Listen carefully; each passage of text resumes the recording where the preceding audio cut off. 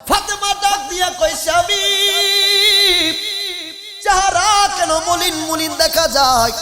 আপনি তো খুশি মনে গিয়েছিলেন আমার বাবার হুজরা মোবারকে, আপনার চেহারার মধ্যে এখন খুশিটা দেখতে পারছি না। হযরতে আলী কোনো কথা বলে না, ঘরের ভিতরে যেই মাত্র চলে গেলেন, যাওয়ার পরে খাতুনে জান্নাত ফাতেমা বললেন স্বামী গো,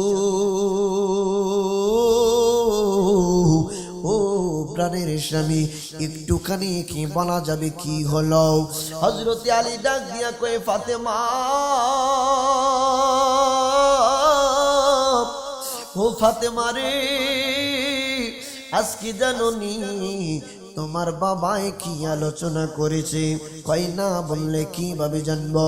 ফাতেমা রে, তোমার বাবাই আলোচনা করেছে সুলাইমান নবীর একজন কন্যা ছিল, ওই সুলাইমান নবীর কন্যাকে বিবাহ দেওয়ার সময় সুলাইমান নবীর কন্যার মেয়ের জামাইকে সুলাইমান আলাইহিস সালাম একটা স্বর্ণের জুতা উপহার দিয়েছিল।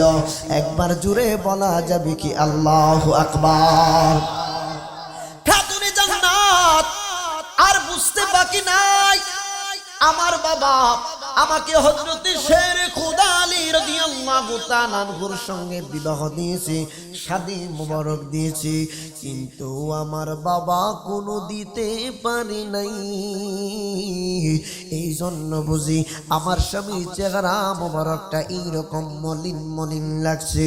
ফাতেমা ডাক দিয়া কই স্বামীর আমার, মনে কষ্ট নিও না, মনে কষ্ট নিও না।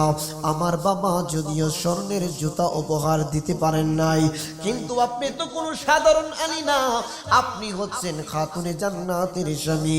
এই খাতুনে জান্নাত হচ্ছে পৃথিবীর যত জান্নাতি মহিলারা, সমস্ত মহিলারা, যত মহিলারা জান্নাতে প্রবেশ করবে, সমস্ত জান্নাতি রমণীদের সরদার হব আমি, খাতুনে জান্নাত। ও স্বামী, আপনি কোনো সাধারণ আলী না, আপনি হচ্ছেন ইমাম হাসান এবং হুসাইনের বাবা, যে হাসান এবং হুসাইন সমস্ত জান্নাতের যুবকদের সরদার হবেন। আপনি কেন পেরেশানি নিচ্ছেন? ইঞ্জিমিন টাইমে আলীর মন মেজাজ বানানা, হযরতে আলীর মনটা ভীষণ মলিন মলিন দেখা যায়। খাতুনে জান্নাত বললেন স্বামীরে আমার, ঘুমের গনে যাব, ঘুম বড় পাইছে। হযরতে আলী এই দিক দিয়া ঘুমের ঘরে চলে গেলেন, মা খাতুনে জান্নাত ঘুমের ঘরে চলে গেলেন। হযরতে আলী যেই মাত্র ঘুমের ঘরে গেলেন রে বাবা, ঘুমের ঘরে যাওয়ার পরে হযরতে আলী স্বপ্নে দেখতেছে তিনি এখন জান্নাতের মধ্যে একটা সিংহাসনের মধ্যে বসে আছেন। একবার জুড়ে বলা যাবে কি সুবহানাল্লাহ? হযরতে আলী ডাক দিয়া কয় জগৎবাসীরা শুনো, আমি তাকায়া দেখলাম, স্বপ্ন যুগে দেখি আমি একটা জান্নাতের বিল্ডিং এর ভিতরে, কামরার ভিতরে একটা সিংহাসনের মধ্যে বসে আছি। ওই সিংহাসনের পাশে আরেকটা সিংহাসন দেখা যায়, ওই সিংহাসনের মধ্যে খাতুনে জান্নাত বসে আছে। আরো দুইটা সিংহাসন দেখা যায়, আরো দুইটা সিংহাসনের মধ্যে ইমামে হাসান, ইমামে হুসাইন আমার সঙ্গে বসে আছে। একবার জুড়ে বলা যাবে কি সুবহানাল্লাহ? হযরতে আলী ডাক দিয়া কয়ে জগৎবাসীরা শুনো, আমি যেই মাত্র স্বপ্নের ভিতরে দেখলাম জান্নাতের ভিতরে স্বর্ণের সিংহাসনে বসে আছি, আমার হঠাৎ করে পানির তৃষ্ণা লাগলো, আমার হঠাৎ করে পানির প্রয়োজন হলো। হযরতে আলী ডাক দিয়া বললেন ফাতেমা,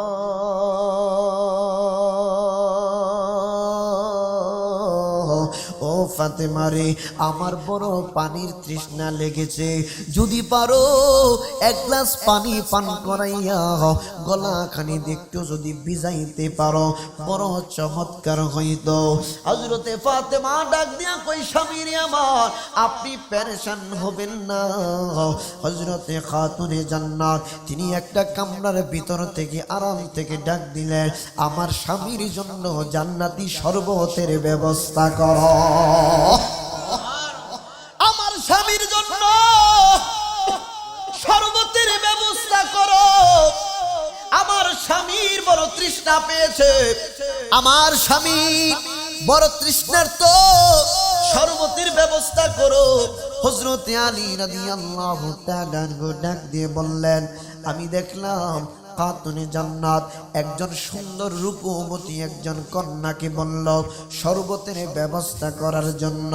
কিছুক্ষণ পরে তাকায়া দেখি গো সুন্দর একজন রমণী কন্যা আমি হযরতে আলীর জন্য জান্নাতি শরবতের পেয়ালা লইয়া হাজির হইয়া গেছে। আমার বন্ধুরা, বাবারা, গভীর মনোযোগ, আমার বন্ধুরা, বাবারা, গভীর মনোযোগ।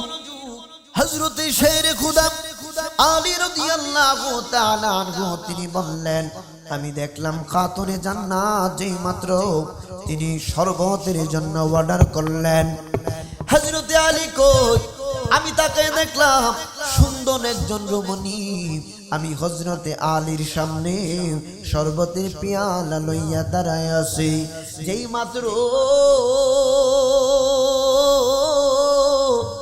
শরবতের পেয়ালা আমি হযরতে আলীর হাত মোবারকে দিয়ে দিল, ইন টাইমে আমার স্বপ্নের ঘুমটা ভেঙে গেল, আমার স্বপ্ন দূর হইয়া গেল। হযরতে আলী সকালবেলা ফজরের নামাজের পরে খাতুনে জান্নাতের সামনে চলে গেলেন। যাওয়ার পরে হযরতে আলী ঘটনাটা বলবে, ঘটনা বলার পূর্বে খাতুনে জান্নাত বললেন, স্বামী গো স্বামী, আপনি কি বলবেন? আমি খাতুনে জান্নাত আগে থেকেই জানি। হযরতে আলী ডাক দিয়া কই, ফাতেমা, এ ফাতেমা, তুমি আগে থেকে কেমনে জানো? ও ফাতেমা, আগে থেকে জানার তো কোনো রাস্তা দেখি না। হযরতে খাতুনে জান্নাত বললেন, স্বামী রে আমার, যেই রব্বুল আলামিন আপনাকে স্বপ্ন দেখাইছে, ওই রব্বুল আলামিন আপনার স্বপ্নের হাকিকত সম্পর্কে আমি খাতুনে জান্নাতকে জানায়া দিছে।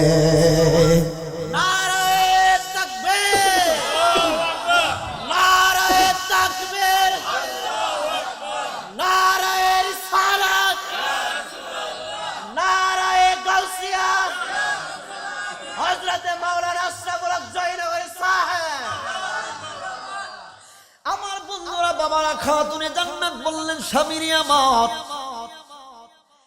আপনি যে স্বপ্ন মুবারকের কথা বলবেন আমি আগে থেকে সে স্বপ্নের কথা জানি। স্বামী রে, আপনি মনক্ষুণ্ণ হবেন না, মনের মধ্যে কোনো কষ্ট নিবেন না। হযরতে আলী ডাক দিয়া কই, ফাতেমা, জান্নাতের ভিতরে সুন্দর রমণী দিয়ে আমারে শরবত মোবারক পান করাইলাও। হযরতে আলী ডাক দিয়া কই, ফাতেমা, ওই রমণীর পরিচয় কি? খাতুনে জান্নাত বললেন, স্বামী রে আমার, সুলাইমান নবীর কন্যার জামাতাকে সুলাইমান নবী স্বর্ণের জুতা উপহার দেওয়ার কারণে আপনার চেহারা মুবারকটা মলিন হয়ে গিয়েছিল। এই জন্য জান্নাতের ভিতরে ওই সুলাইমান নবীর কন্যাকে আপনার দাসী গোলাম বানাইয়া আপনার সেবা করার জন্য শরবত দিয়া পাঠাইয়া দিছে। এই কন্যাটা, যেই সুন্দর রমণীটা আপনার সামনে শরবতের পেয়ালা নিয়ে এসেছিল গো স্বামী, ওই রমণীটা অন্য কেহ না, ওই রমণীটা হইল সুলাইমান নবীর কন্যা। আমার বন্ধুরা, বাবারা, গভীর মনোযোগ, আহলে বায়াতের কথা শ্রবণ করুন। আহলে বায়াত কেমন জিনিস? আপনার নবী আমার নবীজি দুইটা রিওয়ায়াত পাওয়া যায়। আপনার নবী আমার নবীজি বলছেন, উম্মত শোনো, তোমাদের নিকট দুইটা জিনিস রেখে যাচ্ছি, যদি তোমরা আঁকড়ে ধরে রাখতে পারো তাহলে লাংতাদিল্লু, কখনোই পথভ্রষ্ট হবে না। একটা হচ্ছে আল্লাহর কুরআন, আরেকটা হচ্ছে আমি রাসূলুল্লাহর সুন্নাহ। আরেকটা রওয়ায়াতে আসছে, আপনার নবী আমার নবী বলছেন, উম্মত শোনো, আমি তোমাদের নিকট দুইটা বস্তু রেখে যাচ্ছি, যদি আঁকড়ে ধরে রাখতে পারো কখনোই পথভ্রষ্ট হবে না। একটি হচ্ছে কিতাবুল্লাহ, আল্লাহর কোরআন, আরেকটি হচ্ছে আমি রাসূলুল্লাহর আহলে বায়াত। একবার জুড়ে বলা যাবে কি মারহাবা। খাতুনে জান্নাত হযরত আলীর সঙ্গে সংসার করে হযরত আলী রাদিয়াল্লাহু তাআলা আনহুর ঘরের মধ্যে কোনো খাবারের ব্যবস্থা মাঝে মধ্যে থাকে না, মাঝে মধ্যে পানি পান কইরা থাকে, মাঝে মধ্যে জব দিয়া রুটি বানাইয়া বক্ষণ করে। হঠাৎ করে একদিন দাদা ভাই, হঠাৎ করে একদিন খাতুনে জান্নাতের ঘরের মধ্যে কোনো খানার ব্যবস্থা নাই। ইমামে হাসান একদিকে কান্দে, ইমামে হোসেন আরেকদিকে কান্দে। মা খোদার যন্ত্রণা আর ভালো লাগে না ঘুমাও। কিন্তু বাবা, আমাদের বাংলাদেশের এমন একটা ঘর খুঁজে বর্তমানে পাওয়া যাবে না যেই ঘরের মধ্যে মানুষ উপোস থাকে। এমন একটা লোক পাওয়া যাবে না যেই লোকগুলা খোদার যন্ত্রণায় পেটের মধ্যে পাথর বাঁধে। না না, কুষ্টিন কালেও পাওয়া যাবে না। কিন্তু নবীর আওলাদ শিক্ষা দিয়ে গেছে, নবীর আওলাদগণের কাছ থেকে আমাদের এই শিক্ষণীয় বিষয় আছে। তারা অনেক ধৈর্যের মধ্যে ছিলেন। আহলে বায়াতগণ বড়ই কষ্ট করেছেন রে বাপ। ইমাম হাসান রাদিয়াল্লাহু তাআলা, ইমাম হুসাইন রাদিয়াল্লাহু তাআলা নবীজির চেহারা মুবারকের দিকে তাকাইলে তাদের 3 দিনের ক্ষুধা দূর হইয়া যাইত। অসংখ্য সাহাবা কারাম ক্ষুধার যন্ত্রণা যখন লাগতো, দয়াল নবীজির চেহারা মুবারকের দিকে যখন তাকাইতেন, 3 দিনের, 1 সপ্তাহ হোক, 5 দিনের হোক, ক্ষুধাগুলা নিবারণ হয়ে যাইত। একটাই মাত্র কারণ তাদের গলার মধ্যে সদা সর্বদা নবীর প্রেমের মালা ঝুলতো। জুড়ে বলুন সুবহানাল্লাহ। এই জন্য আশেক সুন্দর করে বলতেছেন, নবী প্রেমের মালা পরে, নবী প্রেমের মালা পরে হইলাম পাগল দেওয়ানা, ওই কদমে যাওয়া হলো না, ওই কদমে না। বলুন নবী প্রেমের মালা পরে, নবী প্রেমের মালা পরে হইলাম পাগল দেওয়ানা, ওই কদমে যাওয়া হলো না, ওই কদমে যে পুরেছে নবীর টানে,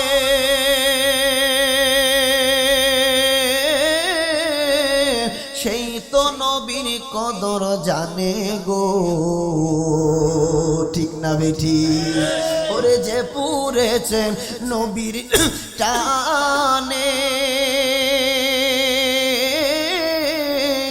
সেই তো নবীর কদর জানে গো।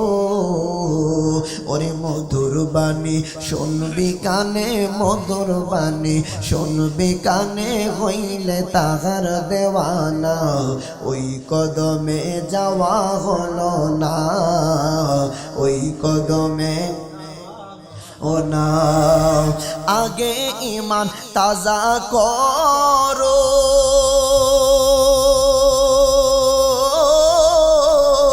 পরে রোজা নামাজ পড়ো গো। ওরে আগে ঈমান তাজা করো, পরে রোজা নামাজ পড়ো গো। ওরে ঈমান হলো নূর নবীজি, ঈমান হলো নূর নবীজি, কোরআন হাদিস দেখো না, ওই কদমে যাওয়া হলো না, ওই কদমে। হযরত আলীর ঘরের মধ্যে চুলার মধ্যে আগুন জ্বলে না রে বাপ। কত কষ্ট করেছেন নবীজির আহলে বায়াতগণ। চুলার মধ্যে আগুন জ্বলে না। মা খাতুনে জান্নাত ডাক দিয়ে বললেন, স্বামী হে আমার, ঘরের মধ্যে একটা রুমাল মুবারক আছে, ঘরের মধ্যে রুমাল মুবারকটা তুমি নইয়া যাও। এই রুমাল মুবারকটা আমার বাবার উপহার। স্বামীর আমার, এই রুমাল মুবারকটা বাজারের মধ্যে লইয়া যাইবেন। বাজারের মধ্যে নিয়া রুমাল মুবারকটা বিক্রি করে আমার ইমাম হাসান এবং হুসাইনের জন্য তাড়াতাড়ি খাবারের ব্যবস্থা করে। হযরত আলী চোখের দুইটা পানি ফেলে দিলেন। সন্তান উপোস থাকে বাবার সামনে। বাবার তো কুশ্চিন কালেও সন্তানের কষ্ট সহ্য হয় না, ঠিক না বেঠিক? পৃথিবীর বুকে এই যে শ্রীনগর, এই কামারকান্দা পূর্বপাড়া, এই যে কামারকান্দা পূর্ব পাড়ার মধ্যে যত বাবাগণ আজকে উপস্থিত আছেন, যারা অনুপস্থিত দেখবেন গোপনে খোঁজ নিয়ে বাবার সামনে কোশ্চিন কালেও কোনো সন্তানের কষ্ট বাবারা দেখতে পারে না। আর মারা তো আরো বেশি পরিমাণে সন্তানদেরকে ভালোবাসে, কারণ সন্তানের নারীর সাথে এই যে মায়ের নারীর একটা গোপন সম্পর্ক আছে, ঠিক না বেঠি? ওরে মায়ের কান্দন যাবজ্জীব, ওরে 2-4 মাস বোনের কান্দন রে, ওরে ঘরের পরিবারের কান্দন কয়েক দিন পর থাকে না। জনম দক্ষিণী আমার গর্ভধারিণী মা, ঠিক না বেঠি? হাতে পায়ে তেল মাইখা মা দিত শক্ত করি, পেশাব পায়খানায় আমি মায়ের কোলে করি, তবু আমার রাগ হইল বীজ গুয়ে মুঠুক নাই রাখিয়া মাই তাকে বিজাতে। জয়নগরী বেবে বলে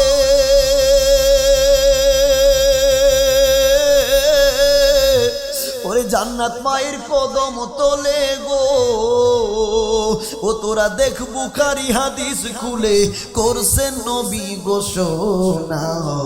জনম দক্ষিণী আমার গর্ভধারিণী মা। খাতুনে জান্নাত কান্দে, হযরতে আলী মুর্তজা রাদিয়াল্লাহু তাআলা আনহু কান্দে, ইমাম হাসান হুসাইন খোদার যন্ত্রণায় তোমরা কষ্ট করতেছে। যেই ইমাম হাসান হুসাইন জান্নাতি সমস্ত যুবকদের সরদার হবে, এই ইমাম হাসান হুসাইন কষ্ট করে রে বাপ। হযরতে আলী রাদিয়াল্লাহু তাআলা তিনি কি করলেন, রুমাল মুবারক নিয়ে বাজারের দিকে যে মাত্র রওনা হয়ে গেলেন। রুমাল মুবারক আর কয় টাকা বিক্রি করতে পারবে? অল্প কিছু টাকা বিক্রি করার পরে কিছু খাদ্য সামগ্রী সাথে করে যখন নিয়ে আসতেছিলেন, মাঝপথে দাদা যান, মাঝপথে দেখা যায় 2টা আগন্তুক অপরিচিত 2টা লোক সাদা একটা ঘোড়া লইয়া হাজির হইয়া গেছে। সাদা একটা ঘোড়া লইয়া রাস্তার মাঝ বরাবর দাঁড়ায় রইছে। ডাক দিয়া বলতেছেন, আলী রে বাজার থেকে আসলাম। হ্যাঁ বাজার থেকে আসলাম, আমার 2টা কলিজার সন্তান কান্দে খোদার যন্ত্রণায়। ঘরের মধ্যে আটার জবের ব্যবস্থা নাই, রুটি বানাইতে পারে না, ঘরের মধ্যে কোনো খাবার দাবারের ব্যবস্থা নাই। 2টা লোক ডাক দিয়ে বললেন, আলী এই যে সাদা গুড়া, আরব দেশের মধ্যে সাদা গুড়া অথবা উটের খুব বিরল ছিল, খুব কম পাওয়া যাইত। সাদা একদম সাদা গুড়া অথবা উট একদম কম পাওয়া যাইত, খুব বিরল ছিল। 2টা লোক ডাক দিয়া বললেন, এই উট এই ঘোড়াটা তুমি বাজারে লইয়া যাইবা। এক্সাম্পল দিচ্ছি, এই ঘোড়াটা যদি 1 লক্ষ টাকা তুমি বিক্রি করতে পারো, তাইলে 50,000 টাকা তোমাকে দিয়ে দেওয়া হবে, আর 50,000 টাকা আমরা 2 জনে মিলে মিশে নিব। এই চুক্তিতে তুমি রাজি আছো কিনা? আলী ডাক দিয়া কয়, এখন আমি রাজি না হইয়া পারবো না, কারণ আমার ঘরের মধ্যে 2টা কলিজার সন্তান খানার জন্য কান্দে। আলী ডাক দিয়া কয়, অফার তো ভালো, অফার তো মন্দ না, ঠিক আছে রশিটা আমার হাতের মধ্যে দিয়ে দেন। রশিটা যেই মাত্র হাতের মধ্যে দিয়ে দিলেন, হযরতে আলী রাদিয়াল্লাহু তাআলা আনহু সাথে সাথে বাজারের দিকে ছুটে গেলেন। যাইতে যাইতে যাইতে যাইতে বাজারের মধ্যে যে মাত্র উপস্থিত হয়ে গেছে গো, উপস্থিত হয়ে যাওয়ার পরে হযরতে আলী রাদিয়াল্লাহু তাআলা আনহু বাজারের মধ্যে রশি নিয়ে দাঁড়িয়ে আছে। হঠাৎ করে 2টা লোক সামনের দিকে আসলেন, আয়েশা বলতেছে, আলী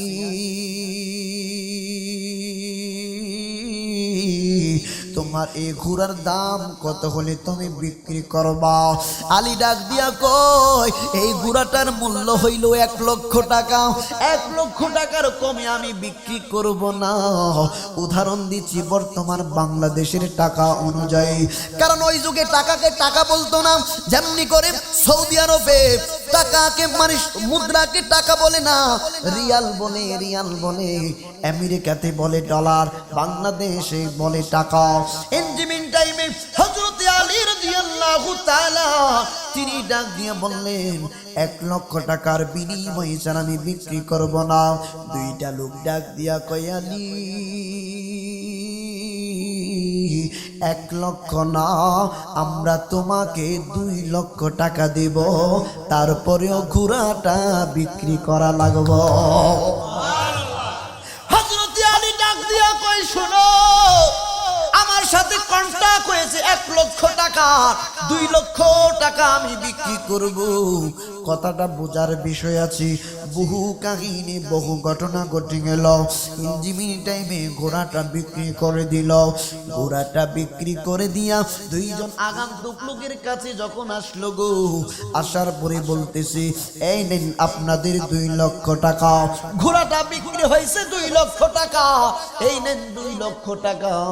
দুইটা লোক ডাক দিয়া বললেন, কন্ট্রাক্ট অনুযায়ী তুমি 1 লক্ষ মানে অর্ধেক তুমি পাইবা। এই নাও 1 লক্ষ টাকা। আলী গো, এই টাকা লইয়া তাড়াতাড়ি বাজারের দিকে যাও। হযরতে আলী যেই মাত্র সামনের দিকে যাইতে লাগলেন, দুইটা লোক ডাক দিয়া কই, আলী গো, এই 1 লক্ষ টাকা আমরা 2 জনে আর নিব না, পুরা 2 লক্ষ টাকা তুমি আলীকে আমরা দিয়ে দিলাম। এক্সাম্পল দিচ্ছি রে বাপ, খুব অল্প টাকা, বেশি টাকা না ওই জমানার, কিন্তু খাবার অনেকগুলা খাবার আসবে। কারণ মোটামুটি একটা ঘোড়া অথবা উটের দাম মোটামুটি কিন্তু অনেক বেশি। হযরতে আলী চলে গেলেন বাজারের মধ্যে, সন্তানের জন্য, ফ্যামিলির জন্য খাবার দাবারের ব্যবস্থা করলেন। জব ক্রয় করলেন, খিজুর খুরমা ক্রয় করলেন। হযরতে আলী রাদিয়াল্লাহু তাআলা আনহু তিনি খুশি মনে যখন বাজার করে বাড়ির মধ্যে ছুটলেন। আমি 3 ঘন্টার আলোচনাটা 1.5 ঘন্টায় করে যাচ্ছি। আমি ফাঁকি দিয়ে অন্য কোনো ডানে বামে যাচ্ছি না রে বাপ, কারণ এই ঘটনাটি আমি এ নিয়ে বিনে ইচ্ছা করলে 2 ঘন্টায় নিতে পারতাম, কিন্তু সময় সংকীর্ণতার কারণে মূল বিষয়গুলা বলে দিয়ে যাচ্ছি। কারণ দেখেন, আপনাদের এলাকার এই যে কামারকান্দা পূর্বপাড়া বড় জামি মসজিদের যিনি বর্তমান পেশ ইমাম, খতিব এবং ইমাম মাওলানা ইকরাম হুসাইনের মাধ্যমে আমি আসলাম। ওনারা তো একটা ইজ্জতের ব্যাপার আছে। আগামীকাল কেউ যাতে না বলতে পারে কি আলেম আল্লি শুধু ডানে বানে কথা বলেছে, মূল বিষয় সম্পর্কে কথা বলে নাই। আমার বন্ধুরা, বাবারা, গভীর মনোযোগ। হযরতে আলী বাসার মধ্যে চলে গেলেন। বাসার মধ্যে যাওয়ার পরে দরজার মধ্যে নক করে, ফাতেমা দরজা খানি খোলো, দরজা খানি খোলো। ফাতেমা দরজা খানি কইলা দেখে গো, স্বামী বিশাল বড় বাজারের বহর নিয়ে আসছে। আই মা খাতুনে জান্নাত ডাক দিয়া কই, স্বামী এত বিশাল বাজারের বহর আপনি এত টাকা কোত্থেকে পেলেন, সম্পদ কোত্থেকে পেলেন? আমি মাত্র হয়তো একটা রুমাল মোবারক দিয়েছিলাম। একটা রুমাল বিক্রি করার পরে এতগুলা খাবার আনা তো সম্ভব না। আপনি কি করেছেন? আমি বিশ্বাস করি না গো স্বামী, আপনি দয়া করে আমার সাথে খোলামেলা বলুন। ইনজিমিন টাইমে খাতুনে জান্নাত হযরতে আলী রাদিয়াল্লাহু তাআলা আনহু সহ 2 জনে মিলিতভাবে ছুটলেন আমার মায়ার নবী জিন্দা নবীর দরবারে রওনা দিছে। খাতুনে জান্নাত বাবার কদম মোবারকে গিয়ে সালাম দিলেন, বাবা আমি আসলাম আমার স্বামীকে নিয়ে। আপনার নবী, আমার নবী ডাক দিলেন, ফাতেমা এই সময় তুমি আসলা গো ফাতেমা? কেন আসলা? কেন যাবে না? কারণ রাহমাতুল লিল আলামিন নবীজি আমাদের সমস্ত উম্মতে মুহাম্মাদির জন্য কিয়ামতের ময়দানে সুপারিশ কইরা সমস্ত উম্মতদেরকে জান্নাতে লইয়া যাইব। কারণ এই যে দেখে মুর্শিদের কাছে মুরিদ হয়, বায়াত হয়, কিন্তু তারা সকলেই উনাদের মাধ্যমে বায়াত, কিন্তু আমরা বায়াতে রাসূল হই, বায়াত কিন্তু বায়াতে রাসূল হয়। হাকিকতে মুর্শিদের হাতে হাত থেকে যখন বায়াত হলেন, আমার নবীর কদম মোবারকে বায়াত হলেন। আর আল্লাহ বলেছেন, দাদা ভাই, বন্ধু নবী, আপনার নিকট যারা বায়াত হয়, বায়াত হবে, তারা যেন আমি আল্লাহর নিকট বায়াত হলো, কারণ আপনি রাসূলুল্লাহর হাত মুবারকের উপরে আমি আল্লাহর কুদরতি হাত মুবারক আছে। একবার জুড়ে বলা যাবে কি মারহাবা। মুর্শিদ নামে এত মধু, দয়াল নামে এত মধু, খাইলে মধু পোরাই আমরার মন কইরাছে গো দেওয়ানা, আমরার মন কইরাছে গো মুর্শিদ নামে এত গহ মধু, আমরারে কইরাছে জাদু গো, আমার দয়াল নামে এত গহ মধু, আমরারে কইরাছে জাদু গো। দেশ বিদেশে গোরে আমরা, দেশ বিদেশে গোরে আমরা, পাইলে তাহার ঠিকানা, আমরার মন কইরাছে গো দেওয়ানা, বলুন আমরার মন কইরাছে গো দেওয়ানা। তোমারে পাইবার আশে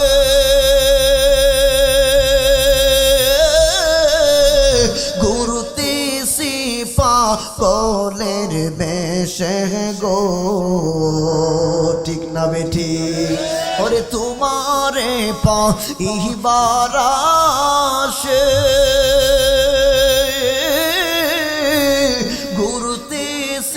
পাগলের বেশে গো, ওরে দেখা দিয়া কোলে গনিয়া, দেখা দিয়া কোলে গনিয়া, নিবাও মনের বেদনা, আমরার মন কইরাছে একদিন স্বপ্নে দেখিলে যাহারে, সব গুণা জড়িয়া পরে গো, ওরে একদিন স্বপ্নে দেখিলে যাহারে, সব গুণা জড়িয়া পরে গো, ওরে কাঙ্গাল বেশে কান্দি মোরা, কাঙ্গাল বেশে কান্দি মোরা, যাইতে সোনার মদিনা, আমরার মন কইরাছে গো দেওয়ানা। একবার জুড়ে বলা যাবে কি আল্লাহু আকবার। মদিনার মধ্যে এত মজা, মদিনা মদিনা কেন সুন্নি আলেমগণ করবে, আপনি কেন মদিনা মদিনা করবেন রে বাপ? এখানে হাজী সাহেবগণ আছে কিনা জানি না, আপনারা মক্কাতুল মুকাররমায় যান আল্লাহকে পাওয়ার জন্য, মক্কাতুল মুকাররমায় তাওয়াফ করেন মাতাফে আল্লাহকে রাজি খুশি করার জন্য রে বাপ। আপনি যখন খানায়ে কাবা তাওয়াফ করেন, অন্তর তখনও সাক্ষী দেয় আমার গুনাহ বুঝি মাফ করা হয় নাই। আরাফার ময়দানে দাদা যান কান্নাকাটি করে, কান্নাকাটি করে, তারপরে মনে হয় যেন গুনাহগুলো মাফ হয় নাই। মুজদালিফায় গিয়ে মুজদালিফায় অবস্থান করার পরেও অন্তর তখনও সাক্ষী দেয় আমার গুনাহ বুঝি মাফ করা হয় নাই। সাফা মারওয়া সাই করে দৌড়াও দৌড়ি করে, তারপরে অন্তর সাক্ষী দেয় গুনাহ মাফ হয় নাই। ওই সকল পাগল উম্মতদের ব্যাপারে নবীজি একটা বাণী নিয়ে এসেছে। আমার আল্লাহ তার বন্ধু নবী নবীকে জানিয়ে দিলেন, বন্ধু নবী গো, আপনার ওই সকল পাগল উম্মতদেরকে জানিয়ে দিন, যারা পৃথিবীর মধ্যে যাদের আমলের কমতি থাকতে পারে কিন্তু রাসূলুল্লাহর ব্যাপারে মহব্বতের ব্যাপারে সুতা পরিমাণ মহব্বত কম ছিল না, তাদেরকে জানিয়ে দেন, ওয়ালাউ আন্নাহুম ইযলামু আনফুসাহুম জাউকা ফাস্তাগফিরুল্লাহ ওয়াস্তাগফারা লাহুমুর রাসূলু লাওয়াজাদুল্লাহ তাওয়াবার রহিমা। খানায় কাবা তওয়াফ করার পরেও যদি অন্তর সাক্ষী দেয় গুনাহ মাফ হয় নাই, মুজদালিফায় যাওয়ার পরেও যদি অন্তর সাক্ষী দেয় গুনাহ মাফ হয় নাই, সাফা মারওয়া দৌড়াদৌড়ি করার পরেও যদি অন্তর সাক্ষী দেয় গুনাহ মাফ হয় নাই, আরাফার ময়দানে কান্নাকাটি করার পরেও যদি অন্তর সাক্ষী দেয় গুনাহ মাফ হয় নাই, যাওকা তাদের সকলকে বলে দেন আপনি রাসূলুল্লাহর কদম মুবারকে মদিনায় আসার জন্য। আর আপনার উম্মতগুলা মদিনায় যখন আসবে, আপনি রাসূলুল্লাহ যখন আপনার উম্মতের পক্ষে সুপারিশ করবেন, নবী গো আমি কথা দিলাম লাওয়াজাদুল্লাহ তাওয়াবার রহিমা, আপনি রাসূলুল্লাহর কদমে আসলে আপনার পাগল উম্মতের গুনাহগুলো আমি আল্লাহ মাফ করে দেব।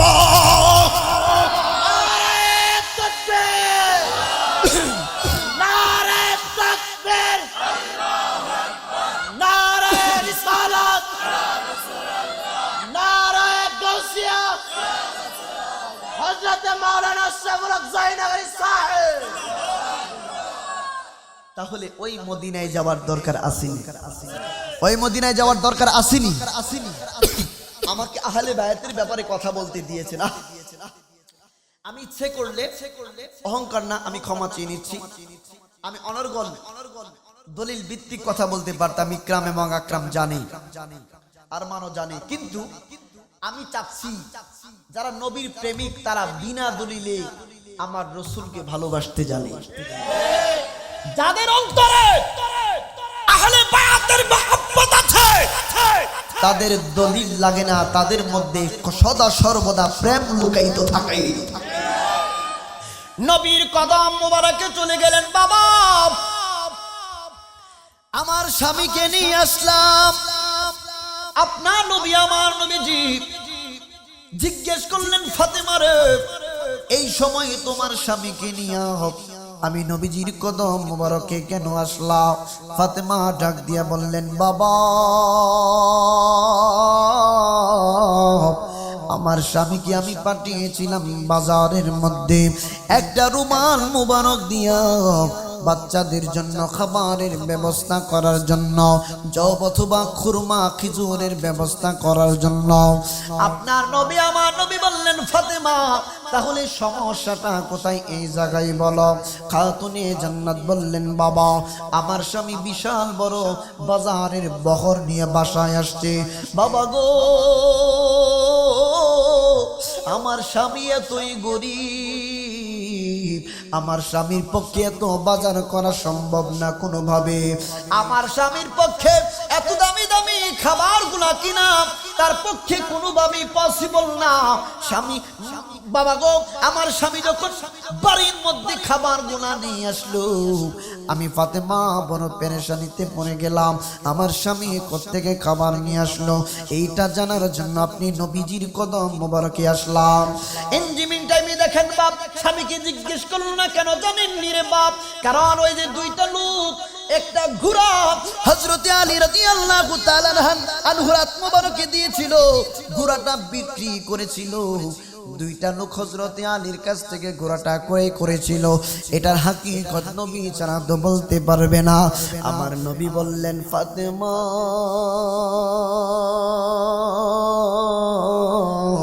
ও ফাতেমা রে, তোমার স্বামীর উপরে তুমি সন্দেহ পোষণ করবা না, তোমার স্বামী হযরতে আলী রাদিয়াল্লাহু তাআলা আনহুর কোনো দোষ নাই গো ফাতেমা। ও আলী এই দিকে আসো। হযরতে আলী ডাক দিয়া কই, নবী গো আমার সামনে দুইটা লোক এসে একটা সাদা কালারের ঘোড়া ক্রয় করার জন্য বিক্রি করার জন্য আমার কাছে দিয়েছিল। নবী আমার বললেন, আলী এই সাদা গুড়া যে তোমার কাছে দিয়েছিল বিক্রি করার জন্য, তুমি তাদেরকে দেখলে চিনবানি, তাদের পরিচয় জানলে। হযরতে আলী ডাক দিয়া কই নবী গো, তাদের পরিচয় তো আমি জানি না। আমার নবী বললেন, তারা দুনিয়ার কোনো মানুষ না, তারা হচ্ছে আল্লাহর নূরানি ফেরেশতা। তারা দুনিয়ার কোনো মানুষ না, তারা হচ্ছে আল্লাহর নূরানি ফেরেশতা। আলী রে, আমি রাসূলুল্লাহ শুধু আহলে বায়াতকে ভালোবাসি না, আমি রাসূলুল্লাহর পাশাপাশি আমার আল্লাহ তোমাদেরকে ভালোবাসেন। ইনজিবিল টাইমে হযরতে আলীকে বললেন, আলী ও আলী রে, এই দুইটা নূরের ফেরেশতাকে আমার আল্লাহ একটা সাদা গুড়া দিয়া পাঠাইয়া দিছে। এই সাদা গুড়া লইয়া তুমি বাজারের মধ্যে গেল। এই বাজারের মধ্যে যাওয়ার পরে এই দুইটা লোক, যেই দুইটা লোক তোমার কাছ থেকে ঘোড়াটা ক্রয় করেছিল, ওই দুইটা লোক একই দুই ফেরেশতা, রূপ চেঞ্জ করে আল্লাহর নূরানি হালতে যাইয়া মানুষের লেবাস ধরে তোমার কাছ থেকে ডাবল টাকা দিয়ে ঘোড়াটা ক্রয় করেছে। আলী রে, আমার আল্লাহ চেয়েছে জান্নাতি মেহমানগুলা উপোস থাকবে, আমার আল্লাহ পর্যন্ত সহ্য করতে পারে না। আলী রে, তুমি তো কোনো সাধারণ আলী না। কেন? আমার বন্ধুরা, বাবা, আপনার নবী আমার নবীজি হাদিস মুবারকের মধ্যে বলেছেন, একটু কোরআন হাদিস বলে নেই, নয়তো বাবার অন্য কথা আসবে, শুধু গল্প বলেছি রে বাপ। আপনার নবী আমার নবী বলেছেন, আনা মাদিনাতুল ইলমি ওয়া আলিউন বাবুহা, আমি হইলাম ইলমের শহর, ওই শহরের দরজা হইল আমার হযরতে আলী। সুবহানাল্লাহ। ওই শহরের দরজা হইল আমার হযরতে আলী। আলী তো কোনো সাধারণ আলী না, আলী কোনো জান্নাতি দুইজন যে যুবকদের সর্দার যারা হবে, তাদের পিতা হযরতে আলী। এই হযরতে আলীকে যেই মাত্র নবীজি বললেন, আমি হইলাম এলেমের শহর, ওই এলেমের শহরের দরজা তুমি। আলী একদিন সাহাবীদের সামনে বনেই ফেলল, নবীর কদম মোবারকে যদি যাইবা একবার, তাইলে আমি আলীর কাছে আসতে হবে তোমাদেরকে দুইবার। নবীর কদমে যদি যাইবা একবার, আমি আলীর কদমে আলীর কাছে আসতে হবে দুইবার। সাহাবীরা নবীজির কাছে এই কথাগুলা বলতে লাগলো, নবী গো, আলী এই কথা বলেছে। আমার নবী আলীকে ডাক দিলেন, আলী তুমি নাকি বলেছ আমি রাসূলুল্লাহর কদমে যদি একবার কেউ আসে, তোমার কদমে নাকি দুইবার যাওয়া লাগবে। আলী ডাক দিয়া বললেন, নবী গো, ও নবী, এই কথা তো আমি বলেছি, কিন্তু হাকিকতে এটার ইঙ্গিত তো আপনি দিয়েছেন। কেমনে? ইয়া রাসূলুল্লাহ, নবী গো, আপনি তো বলেছেন আনা মাদিনাতুল ইলমি ওয়া আলিউন বাবুহা, আপনি হলেন ইলমের শহর, ওই ইলমের শহরের দরজা হইল আমি হযরতে আলী। নবী আমার ডাক দিয়ে বললেন, আলী কথা তো সত্য। ইয়া রাসূলুল্লাহ, নবী গো, আপনি ইলমের শহর যদি হন, আর ওই শহরের দরজা কিন্তু একটা বলেছে, ওই দরজা আমি হযরতে শেরে খোদা আলীকে বানিয়েছেন। নবী গো, ওই শহরের মধ্যে ঢুকতে গেলে আমি দরজা দিয়ে ঢুকতে হবে, আবার শহর থেকে বের হইতে গেলে আমি হযরতে আলীর দরজা দিয়ে বের হতে হবে। শহরে ঢুকবে মানুষ একবার, কিন্তু দরজায় আসতে হবে দুইবার। আমার বন্ধুরা, বাবারা, শুধু তাই নয়, বিষয় তো আরেকটা রয়ে গেছে, সময় খুব অল্প, এইদিকে আর যেতে পারবো কিনা। নবীর আহলে বায়াতগণকে কত ভালোবাসেন আমার আল্লাহ। শুধু তাই নয়, মা খাতুনে জান্নাতের দিকে তাকান। মা খাতুনে জান্নাত, উনি যখন বিবাহ হয়ে গেল, বিবাহের মুহুরানা কি জানেননি?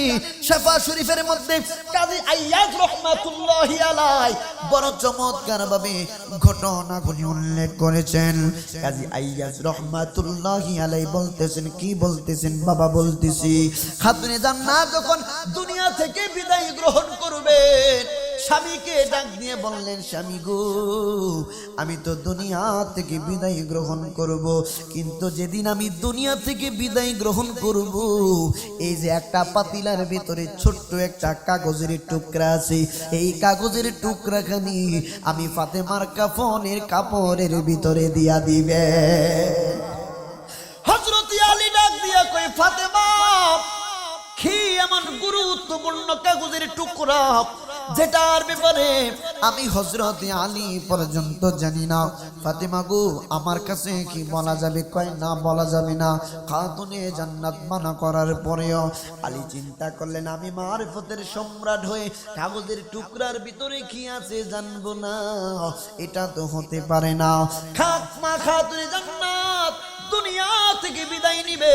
হযরত আলী রাদিয়াল্লাহু তাআলা আনহু কাগজের টুকরাটা এইভাবে খুললেন। কাগজের টুকরার মধ্যে স্পষ্ট ভাষায় লেখা রয়েছে, কাগজের টুকরার মধ্যে লেখা রয়েছে, যেটা শেফা শরীফের মধ্যে কাজী আইয়াজ রাহমাতুল্লাহি আলাইহি বড় চমৎকার ভাবে কোট করেছেন। জালতু শিফাআতা উম্মতি মুহাম্মাদিন সাদাকা ফাতেমা, সুবহানাল্লাহ। জালতু শিফাআতা উম্মতি মুহাম্মাদিন সাদাকা ফাতেমা। কেন বাবা? মা খাতুনে জান্নাত ওনার বিবাহের মহরানা স্বরূপ আমার নবী আপনার নবীর সমস্ত গুনাহগার উম্মতের ব্যাপারে শাফাআত করার অনুমতি হাসরের ময়দানে নিয়েছেন। গুনাহগার উম্মতদেরকে শাফাআত করে জাহান্নাম থেকে জান্নাতে পৌঁছিয়ে দিবেন। আপনাদের কি কষ্ট হচ্ছে? অসুবিধা আছে? বাজান, আপনাদের দেওয়া বিষয়ের উপরে আমি কথা বলছি, আমার নিজের পক্ষ থেকে আমি কথা বলছি না। কষ্ট হচ্ছে? আচ্ছা, আরেকটা আবদার করা হয়েছে, এই যে কি বলে আপনাদের এলাকায় গরুর বাচ্চা হইলে কি বলে এটাকে আপনাদের এলাকায়? বাছুর। এদিকেও চলে এটা না? আচ্ছা, গরুর বাছুর বলে বা গরুর বাচ্চা। যে বাছুর পূজা বনি ইসরাইলের জমানায় বাছুর পূজা নিয়ে একটু কথা বলার জন্য বলছি। আপনারা কি ধৈর্য সহকারে শুনবেন? বলবো? অসুবিধা নাই তো? বাবা, আমি প্রথম আসছি, আমি ইনশাআল্লাহ আমি কথা দিচ্ছি, যদি হায়াতে আল্লাহ পাক বাঁচিয়ে রাখেন শেষ পর্যন্ত, আমি আপনাদেরকে শেষে ইংরেজি গজল শোনাবো, অসুবিধা নেই। উর্দুতে গজল শোনাবো, অসুবিধা নাই। হ্যাঁ, আপনাদের চাহিদা আমি বুঝতে পারছি। এখন কন্টিনিউয়াসলি যদি আমি আরবি বলি বা ইংরেজি বলি, এটা তো বুঝবেন না। এখন তো একটা ট্র্যাডিশন হয়ে গেছে, এখন বর্তমান জামানায় ট্র্যাডিশন হয়ে গেছে। কিছু ইংরেজি বলতে পারলে ও মা গো, অত বড় হুজুর, ঠিক না ভাই? ঠিক। কিছু উর্দু বলতে পারলেই ও মা গো মা, এটা ভাইরাল বক্তা রে। সত্য কথা বলবেন, যদি কেউ পাকিস্তান 6 মাস থাকে, সে 6 মাস পরে বাংলাদেশে আসলে অনর্গল উর্দুতে কথা বলতে পারবে, তাহলে কি তাকে আলেম বলা যাবে? একজন কৃষককে, দাদা, একজন কৃষককে যদি আপনি আমেরিকা পাঠিয়ে দেন, তুই 5 বছর থাকবি, 5 বছর পরে বাংলাদেশে আসলে তার সাথে ইংরেজি কি পারবেন? তাইলে এই কৃষককে পাঠাইছেন, 5 বছর থাকার পরে ইংরেজিতে অনর্গল কথা বলতেছে, তার সাথে আর কথা বলে পারতেছেন, এখন কি সে, তারে কি বলবেন সে এমএ পাস? তো ইংরেজি পটর পটর করতে পারলেই সে বড় আলেম নয়। আমরা বলতে পারি, আমরা ভার্সিটিতে পড়াশোনা করছি বাপ, আপনাদের দোয়ার বরকতে ভার্সিটির ছাত্র আমরা বলতে পারি, উর্দুতে বলতে পারি, আরবিতে বলতে পারি, ইংলিশে বলতে পারি, কিন্তু না, আমরা ম্যাক্সিমাম এই মাহফিলে যারা আছি আম মানুষদেরকে আম ভাষায় বুঝাতে হবে, ঠিক না বেঠি? আমি যদি কথাই না বুঝলাম, সেটা ইংরেজি হোক আর উর্দু হোক, এটা শুনে তো আমার কোনো লাভ নাই। কোথায় ছিলাম? বাছুর পূজা। বাছুর পূজা কোত্থেকে শুরু হয়েছে বা এটা সূচনাটাকে আমাকে বলার জন্য বলা হয়েছে। তো ঈসা আলাইহিস সালাম উপরে তুলে গেছেন, এটা ওইদিকে মনে হয় সময় এই পাবো না, চেষ্টা করব। খুব মনোযোগ। আমি কিন্তু একদম মোলাখাস কথাগুলি বলবো, ডানে বামে যাবো না, মানে মনোযোগ হারাবেন না আর কি, এমন ভাবে বলবো। বনি ইসরাইলের জমানার মধ্যে সামিরি নামক একজন স্বর্ণকার ছিল। কি নাম? সামিরি নাম কি? বনি ইসরাইলের জমানার মধ্যে সামিরি নামক একজন স্বর্ণাকার ছিল রে বাবা, স্বর্ণাকার শিল্পী। সে স্বর্ণ দিয়া বিভিন্ন রকমের আইটেমের অলংকার সে তৈরি করতে পারত। শুধু তাই নয়, সে অনেক বুদ্ধি তার ছিল, অনেক মেধা, প্রখর মেধা তার ছিল। অনেক বুদ্ধি থাকার পরে সে কি করলো রে বাপ, হযরতে মুসা কালিমুল্লাহর জমানায়, হযরতে মুসা কালিমুল্লাহ তখন তিনি তাওরাত কিতাব তিনি পান নাই, তাওরাত কিতাব তিনি তখনও পান নাই। হযরতে মুসা কালিমুল্লাহর জমানায় যেই মাত্র নবীজি মুসা কালিমুল্লাহ 70 জন সফর সঙ্গী নিয়ে 70 জন মানুষ নিয়ে তিনি যখন নদী পাড়ি দিবেন, তিনি যখন নদী পাড়ি দিবেন, নদী পাড়ি দিয়ে ওই পারে যেই মাত্র চলে গেলেন, এই দিক দিয়া ফেরাউনের দলবল সহ পিছনে পিছনে তারাও করলো। তারাও করতে করতে যখন মোটামুটি সামনের দিকে চলে আসলো, এই দিক দিয়া মুসা নবীর পিছু পিছু এই যে ফেরাউন এবং তার দলবল সহ পিছনে পড়ে গেল।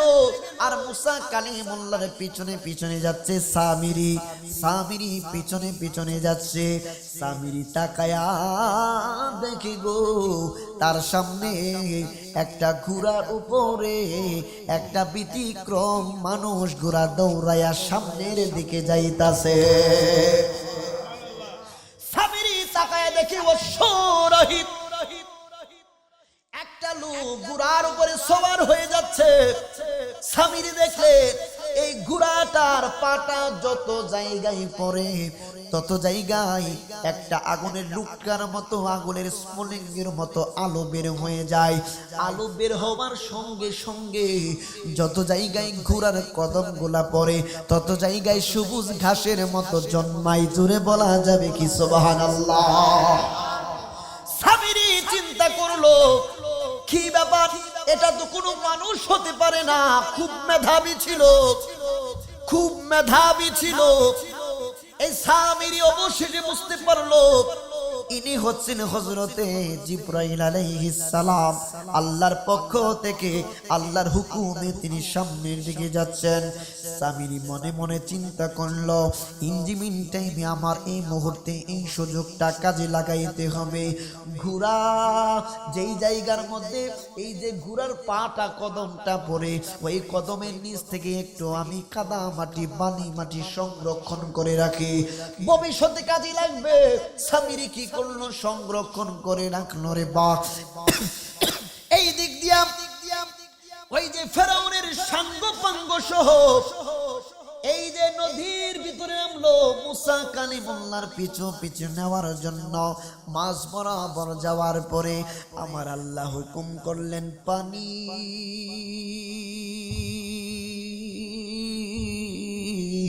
আমি আল্লাহর হুকুমে পানিগুলো আগের মতো তোমরা মিলিত হয়ে যাও। এই পাশের পানি ওই পাশে চলে যাও, ওই পাশের পানি এই পাশে চলে আসো।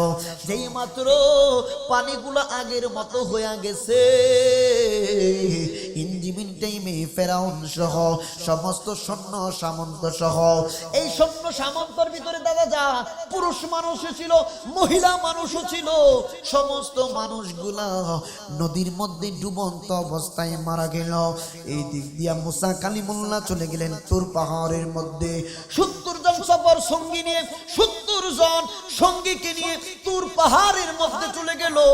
সামিরি নামক স্বর্ণাকার লোকটা কি করলো, নদীর কিনারায় আগে থেকে চলে আসলো। সমস্ত মানুষগুলা যে মাত্র মারা গেছে গো, মারা যাওয়ার পরে লাশগুলা নদীর মধ্যে ভাসতেছে ভাসতেছে ভাসতে ভাসতে লাশগুলা নদীর কিনারে চলে আসলো। আসার পরে বাবা ওই জমানার মধ্যে একটা রেওয়াজ ছিল, প্রত্যেকটা পুরুষের হাতের মধ্যে স্বর্ণের আংটি ছিল, রূপার আংটি ছিল, প্রত্যেকটা মহিলার গলার মধ্যে গায়ের মধ্যে স্বর্ণ অলংকারে ভরপুর ছিল। সামিরি দেখলো সমস্ত বনি ইসরাইলবাসী স্বামীগণ এই বিল মরা মৃত লাশের বডি থেকে স্বর্ণগুলা চুরি করে নিয়ে যাচ্ছে। স্বামীর কি করলাম, জিনিসগুলা ব্যক্তিগতভাবে দেখলো, কি ব্যাপার মানুষগুলা সবকিছু চুরি করে নিয়ে যাচ্ছে। স্বামীর এই দিক দিয়ে বনে ইসরায়েলের জমানার মধ্যে সমস্ত মানুষগুলার পাড়ায় পাড়ায় সে চলে গেল, যাইয়া ডাক দিয়া কই শুনো,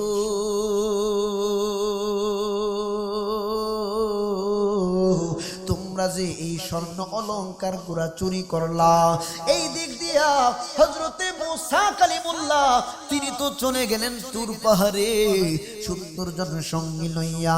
তোমরা যে চুরি করলা আল্লাহ দেখেছেন, তোমরা যে চুরি করেছো মুসা কালিমুল্লাহ জানতে বাকি থাকবে না। তোমরা যদি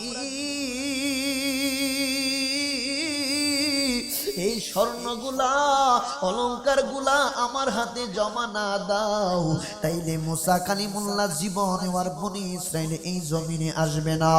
হযরতে মুসা কালিমুল্লাহকে যদি পাইতে চাও, তোমাদের অলংকারগুলা সমস্ত পাড়ায় পাড়ায় থেকে তোমরা সংরক্ষণ করো।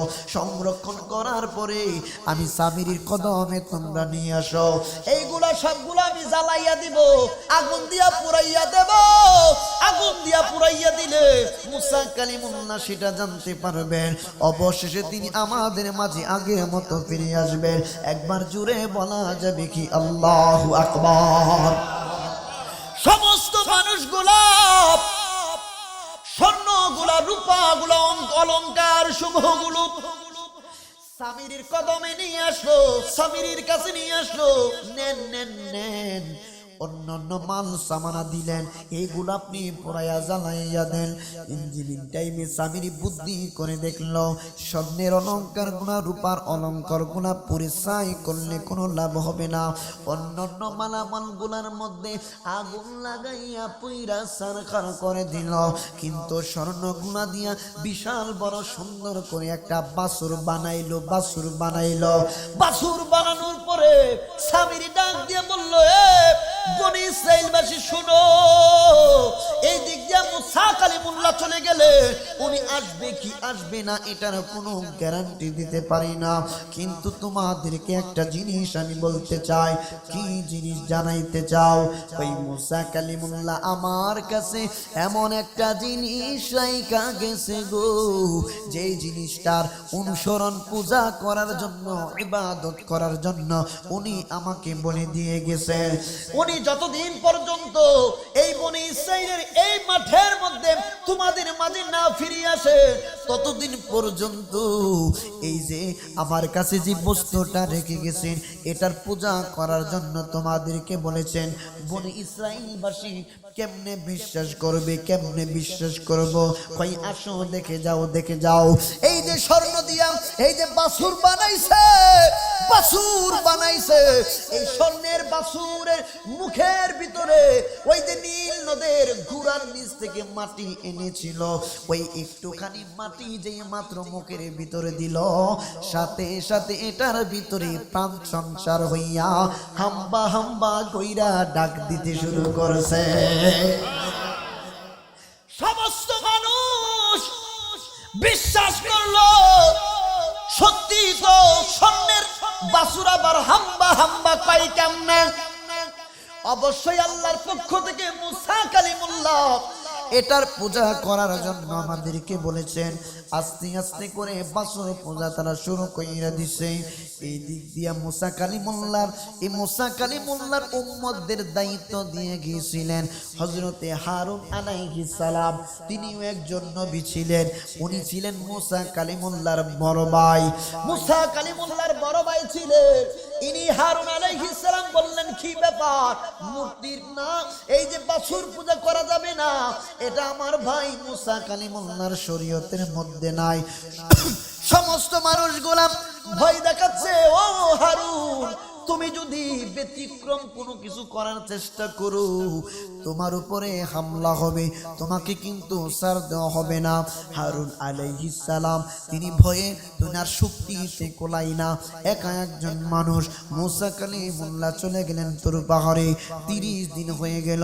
সমস্ত মানুষগুলার সামনে বলা হলো মুসা কালিমুল্লাহ আর আসবেন না, মুসা কালিমুল্লাহ আর আসবেন না, তোমরা বাছুর পূজা করতেই থাকো।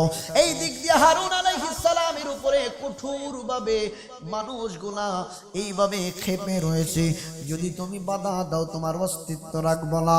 ইনজিমিন টাইমে যেই মাত্র এই বাছুর পূজা করতে করতে করতে করতে বাছুরের সামনে দাদা যান মহিলাগণই দেখবেন হিন্দু মানুষগুলা, আমি কোন ধর্মের বিরুদ্ধে বলছি না, বোঝানোর জন্য বলছি, হিন্দু মানুষগুলা যখন মূর্তির সামনে সেজদা দেয় অথবা মূর্তির পূজা করে দেখবেন মিষ্টি দেয়, বিভিন্ন খাবার দেয় নজরানা স্বরূপ, বিভিন্ন টাকা দেয়, অলংকার দেয়, ইত্যাদি দিয়ে নজরানা স্বরূপ মূর্তির সামনে রেখে দেয়।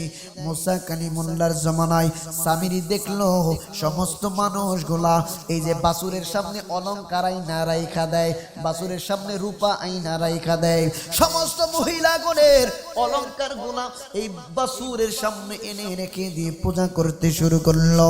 সামিরি এই দিক দিয়ে সুযোগ মতে সমস্ত অলংকারের মালিক হইয়া যাইতাছে, অলংকার গুলা সরাইয়া ফেলতেছে। হঠাৎ কইরা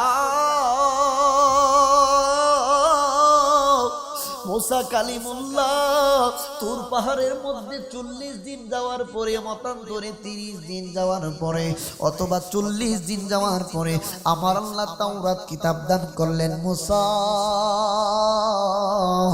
এ নাও তুর পাহাড়ের মধ্যে আমি তোমাকে লিখিত অবস্থায় তাওরাত কিতাব দান করলাম, তোমার এই যে কি বলে তোমার মানুষদের কাছে তুমি আবার ফিরে যাও।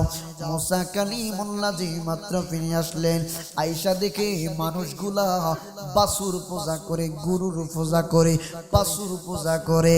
মুসা কালিমুল্লাহ আয়েশা ওনার ভাই, ওনার বড় ভাই দেখেন, ওনার বড় ভাই হওয়া সত্ত্বেও ভাইয়ের দাড়ি ধরে এইভাবে টান দিলেন, ভাইয়ের চুলের মধ্যে ধরে, মুষ্টির মধ্যে ধরে টানতেছে আর বলতেছে, ভাই রে আমি তোমারে আমার উম্মতদের ব্যক্তিগতভাবে তোমাকে দায়িত্ব দিয়েছিলাম তাদেরকে দেখাশোনা করার জন্য, তাদের সমস্ত ভালো মন্দের খোঁজখবর রাখার জন্য, তুমি কি তোমার দায়িত্ব পালন করতে পারো নাই? এইবার হারুন আলাইহিস সালাম ডাক দিয়া কয়, ভাই রে তারা আমাকে দেয় নাই, তারা আমাকে মানে নাই, তাদের শক্তি প্রয়োগ করে বাছুর পূজা শুরু করলো। ইনজিমিন টাইমে মুসা কালিমুল্লাহ বললেন, কি ব্যাপার তোমার শক্তি কি এতই নগণ্য হয়ে গেছে? ইনজিমিন টাইমে দাড়িটা এইভাবে ধরে রাখলো রে বাপ, দাড়ি এইভাবে ধরার পরে দাড়িতে একটু টান লাগলে দেখবেন ব্যথা লাগে। ইনজিমিন টাইমে হারুন আলাইহিস সালাম ডাক দিয়া বললেন, মুসা নবী গো আমি দাড়িতে ব্যথা পাচ্ছি, আমাকে ভাই তুমি মাইরো না, আমাকে তুমি মাইরো না। ইনজিমিন টাইমে মুসা কালিমুল্লাহ ডাক দিয়া কই, কে এই বাছুর পূজা শুরু করেছে, কে এটার উৎপত্তি দিয়েছে, কে এই ঘটনা ঘটিয়েছে? সমস্ত মানুষগুলা ডাক দিয়া কই, নবী গো এই যে সামিরি নামক লোকটা সে একজন বড় স্বর্ণাকার, সে বড় একজন স্বর্ণাকার শিল্পী, তিনি আমাদেরকে বলেছেন, আপনি নাকি আমাদেরকে বলেছেন বাছুর পূজা করার জন্য? কই না না না, কোশ্চিন কালিও না, ইম্পসিবল, আমি বলতে পারি না। কই উনি তো বলেছেন বাছুর পূজা করার জন্য, নবী গো তার কথাই আজকে বাছুর পূজা শুরু করলাম। ইনজিমিন টাইমে সামিরিকে ডাক দেওয়া হলো, আনার পরে সামিরিকে ডাক দেওয়ার পরে জিজ্ঞেস করলো, সামিরি কি ব্যাপার, কি বলতেছে? কই জি হ্যাঁ, ওনার ওই ব্যক্তিগুলা সমস্ত এলাকার মানুষগুলা যাহা বলতেছে তা সত্য কথা। আমার কথা মতো তারা বাসর পূজা শুরু করলো। কই কেন তুমি করলা? কই এটা আমার লাভের জন্য করলাম, আমার স্বার্থের জন্য করলাম। শয়তান ওয়াসওয়াসা দিলে মানুষ কি না করতে পারে? শয়তান ওয়াসওয়াসা দিলে মানুষ কি না করতে পারে? সম্পদের লোভ খারাপ একটা লোভ। সম্পদের কারণে আপন ভাই আপন ভাইকে হত্যা করে ফেলছে। সম্পদের কারণে আপন সন্তান মাকে দূরে ঠেলে দিচ্ছে। সম্পদের কারণে মাকে বৃদ্ধাশ্রমে দিয়েছে। অসংখ্য মানুষ সন্তানগুলা লক্ষ লক্ষ টাকার মালিক, কিন্তু জন্মদানী গর্ভধারিণী মাকে মা এই সন্তানটুকু এক মুঠো ভাত দিবে সেটা পর্যন্ত করে না, দায়িত্ব পালন করে না। কিন্তু আপন বিবিকে মাসের পর মাস থ্রি পিস কিনে দেয়, নতুন নসুর গহনা কিনে দেয়। কিন্তু শীতের মৌসুম যেহেতু চলতেছে, কষ্ট নেবেন না, কিন্তু সন্তান তার ছেলেগুলাকে শীতের কাপড় কিনে দেয়। মা বাবা কত কষ্ট করে, ম্যাক্সিমাম এখানে যারা মুরব্বী আছেন আপনারা যুবকরা সাক্ষ্য দিবেন, মন থেকে কষ্ট নেবেন না। আমি আপনি কোন জায়গায় গেলে নতুন জামা কাপড় পরি। আজকে সুন্নি মহাসম্মিলনের আয়োজন করেছেন বাবা গো, দেখবেন এই দাদাগণ এই পাঞ্জাবিটা মনে হয় নতুন না। এখানে যত মুরব্বী মানুষ আছে সবগুলা কাপড় দেখবেন পুরাতন জামা পরে আসছে। কিন্তু অসংখ্য যুবক এই জায়গায় নতুন নতুন জিন্স প্যান্ট গিঞ্জি টি শার্ট পরে এখানে সেখানে দোকান পাটে ঘোরাফেরা করতেছে, কত সুন্দর লাগবে। কিন্তু নিজের বাবা নিজের মা যখন বৃদ্ধ হয়ে যায়, সন্তানগুলা যেই সকল সন্তানগুলা মাকে ইজ্জত করে না, আল্লাহর কসম করে বলি মায়ের মনে বাবার মনে কষ্ট দিয়ে আপনি সুতা পরিমাণ জান্নাতের ঘেরান পাবেন না। মায়ের একদার দুধের দাম কাটিয়া গায়ের চাম, একদার দুধের দাম, মায়ের একদার দুধের দাম কাটিয়া গায়ের চাম, পাপুজ বানাইলে উনি শোধ হবে না। এমন দরদি হবে কেউ হবে না আমার মা আগু, এমন দরদি হবে কেউ হবে না আমার মা আগু। ঠিক না বেটি? মা এমন জিনিস বাবারে, মা যারা হারাইছে তারাই একমাত্র বুঝেন। মা হারানোর ব্যথা পিছনে মাইকের আওয়াজ যতটুকু যাচ্ছে আপনারা বুকে হাত দিয়ে বলবেন, মা দুনিয়ার জমিনে থাকতে যতটুকু আনন্দ লাগতো মা দুনিয়া থেকে বিদায় হওয়ার পরে এই আনন্দটুকু অর্ধেক কমে গেছে। এখন আর ভালো লাগে না। আপনি ভালো সন্তান হন আর খারাপ সন্তান হন, ভালো কাজ করেন আর খারাপ কাজ করে, রাত্র 1টা বাজলেও জনম দক্ষিণী মায়ের চোখে ঘুম নাই, সন্তান বাহিরে আসে। কিন্তু আজকে 1টা বাজে গিয়ে দেখবেন আপনার আপন বিবি ঘুমাইয়া গেছে, আপনার সন্তান গোনা ঘুমাইয়া থাকে। কিন্তু আপনার জন্য যিনি সজাগ থাকতেন গো, আপনার নিজের হাতে অনেকে কবরের মধ্যে দিয়ে আসছে। আর মারে মা কইয়া ডাক দিলে পারবেন না, মা আপনার ডাকে আর জবাব দিব না। আপনার বাবাটার ডাক দিলে বাবা কইয়া ডাক দিলে জবাব দিব না। আপনার বাবাটা যেদিন দুনিয়ার জমিন থেকে যাইব, এলাকার মানুষগুলা বৃদ্ধ আঙ্গুল দেখায় আপনারে চলবো, আপনার দাম থাকবে না, মূল্যায়ন করবে না। যেই লোকগুলো আপনার চোখের দিকে তাকাইয়া কথা বলার সাহস পাইত না, ওই লোকগুলো পর্যন্ত আপনাকে মারতেই আসতে পারে।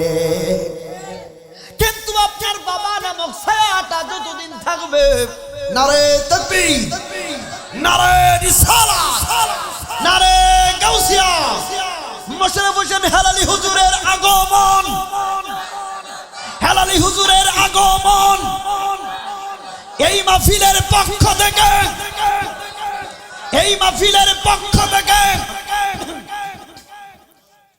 গজল একটা গামু বাজান আসুক বাজানের অনুমতি লিয়া লই সবচেয়ে ভালো খবর হলো আগামীকাল যেই জায়গায় মাহফিল ওই জায়গা তো আমি আমার বাজানি একসাথে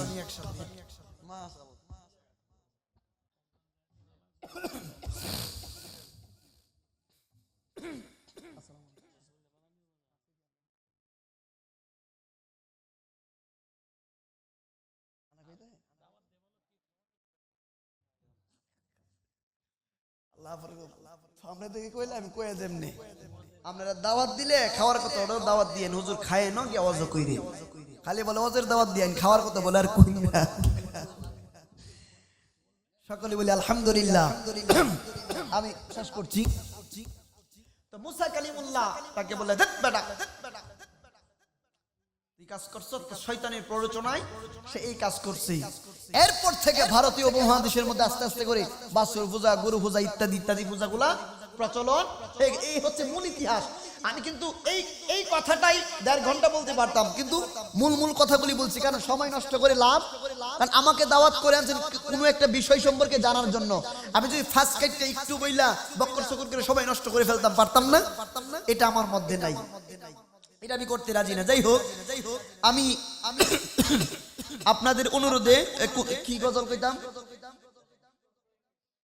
ইংরেজি গজল আচ্ছা আমি আসলে কি বুঝবো সর্বনাশ আসলে তো কিছুটা বুঝতাম না বুঝছে ভাই না ওই যে আচ্ছা আমি একটা বাংলা গজল একদম সংক্ষেপে অসুবিধা হবে হ্যাঁ না ইংরেজি 2-1 কুলি কইলেই বিদায় কারণ বাজান অনেক কষ্ট করে আসছে আমি বুঝি এগুলা আপনারা কষ্ট নেবেন না একদম চুপ 2 মিনিট আমি শেষ করব হ্যাঁ How is beautiful Medina, very very good Medina, my choice is Medina, how fine is Medina. I can tell about Medina, we can tell about Medina, such a beautiful Medina, so it Medina, so it Medina, so it Medina, very lovely. Give me a chance to go to Medina, give me a chance to go to Medina. My heart say to eyes go to Medina, sweet Medina, sweet Medina, sweet Medina, very lovely. শেষ আপনাদের যতটুকু মানুষ ছিলেন ওঠেন নাই আপনাদেরকে জাযাকাল্লাহু খাইরান আপনাদের মঙ্গল কামনা করছি আমি নতুন মানুষ আমার বাজানকে তো সারা বাংলাদেশে চিনি তো আমি মাওলানা ইকরাম হোসেন সাহেব ওনাদের ফ্যামিলির সাথে ওনাদের ফ্যামিলি আব্বা আম্মা সহ সকলের সাথে আমার ভালো একটা সম্পর্ক আমরা ওনাদের বাড়িতে অনেক সময় বেড়াইছি ওনারা আসছেন বেড়াইছেন এই হিসেবে পরিচয় আর আকরাম আরমান তো আছেই ছোট ভাই তো যাই হোক সকলের জন্য আমি দোয়া করি খাস করে যুবকদের অনুরোধ করব আব্বা আম্মাকে কষ্ট দিবা না আব্বা আম্মাকে কষ্ট দিলে আমার আওয়াজ শুনলে কোনো লাভ হবে না কোনো আলোচকের আওয়াজ শুনে লাভ হবে না আব্বা আম্মাকে ভালোবাসতে হবে মনে থাকবে আব্বা আম্মার মনে কষ্ট দিবা না